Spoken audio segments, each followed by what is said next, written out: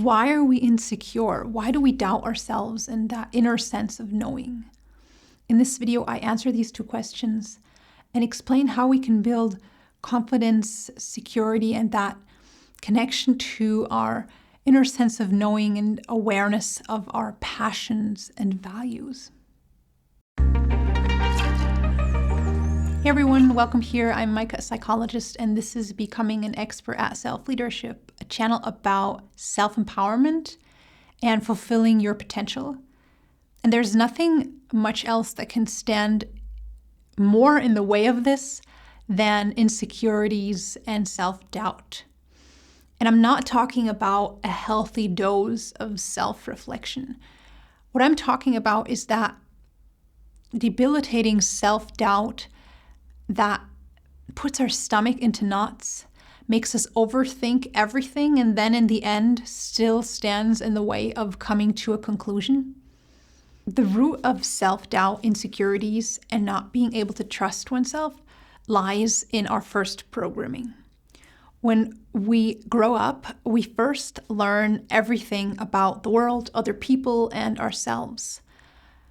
And many parents, grandparents, uncles, aunts, older siblings, and so on, don't realize when they say something that makes a child doubt its own experience and become insecure about what's going on inside and mistrust inner signals.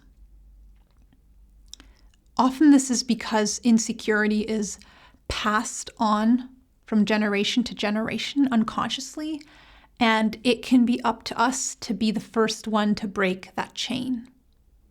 Here are some of the things you may have heard as you were growing up that taught you to mistrust your inner world or that it's not worth paying attention to.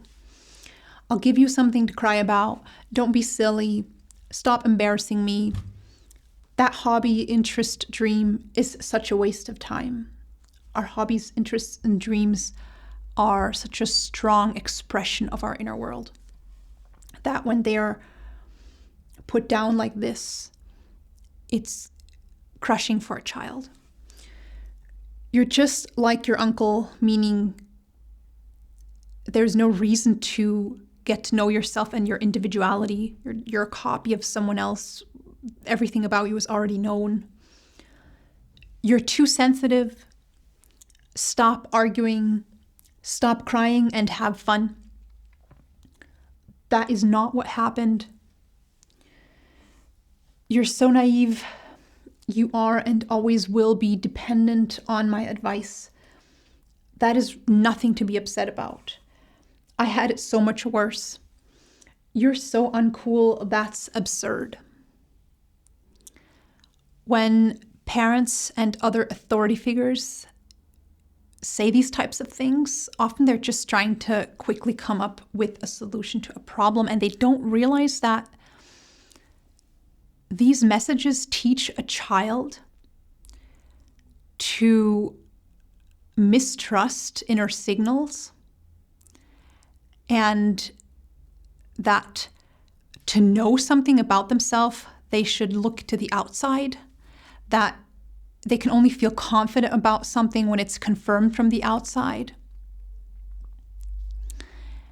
and that their inner world gives them information that is wrong or undesirable, or that it's just not worth paying attention to. And children are so ready to maintain the bond to their parents that they will do anything for that, even if it means sacrificing their own truth. So they just accept that and start doubting themselves, mistrusting inner signals, losing contact to that inner knowing that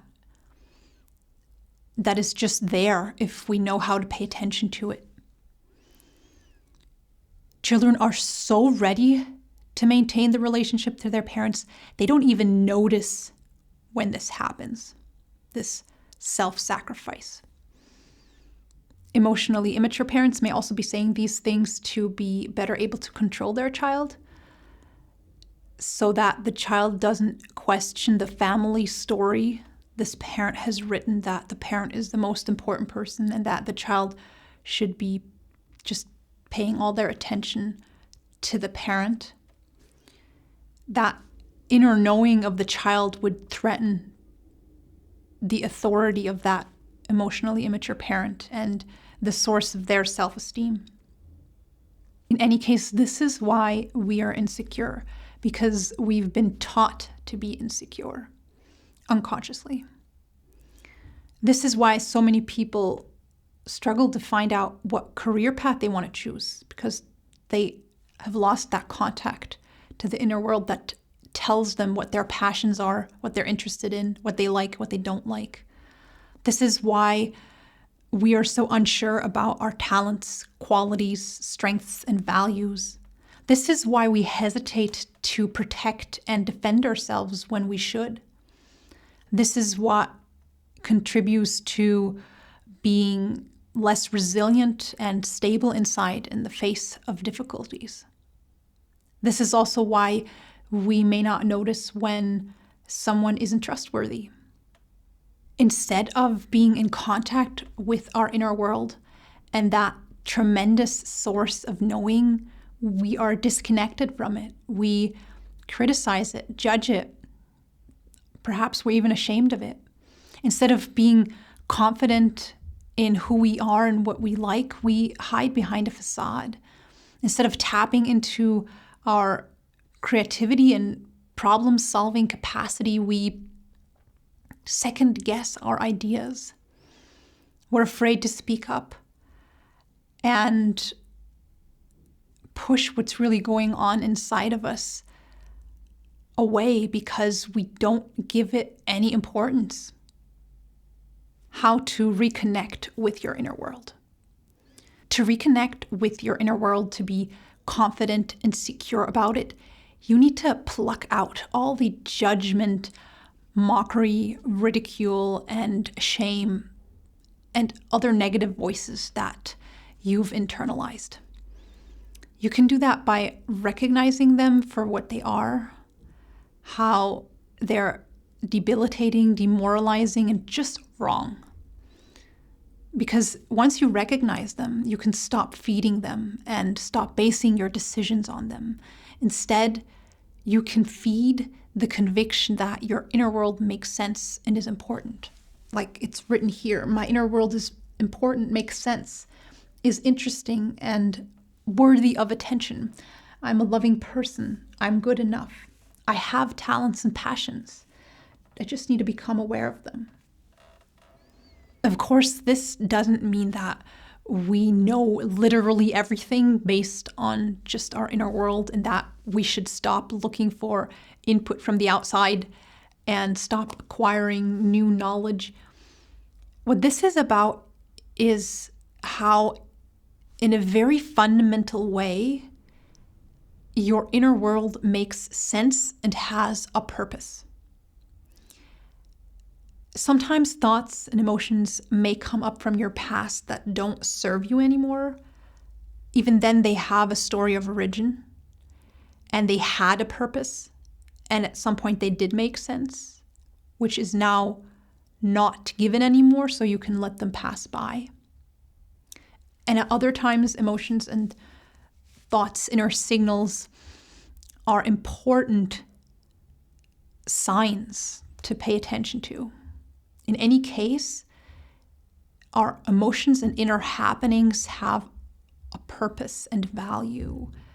And your inner world is just as important and makes just as much sense as another person's, and there's no reason to not pay attention to it or to not trust it, to doubt it. This understanding is the basis of paying attention to our emotions and figuring out what they mean. Shoving emotions away doesn't make them go away. It just makes them come back in other forms, like depression and anxiety. You and your inner world are important, worth listening to, worth trying to understand, take care of, be kind to, You and your feelings matter. You're interesting. And getting to know yourself better and your inner world is a tremendous source of knowing that shoves away self-doubt and insecurities. What are you interested in? What is your life's philosophy? What is important to you? What are your talents and characteristics? Thanks for watching this. Consider subscribing. Till next time, take care, and remember, your inner world makes sense and is important.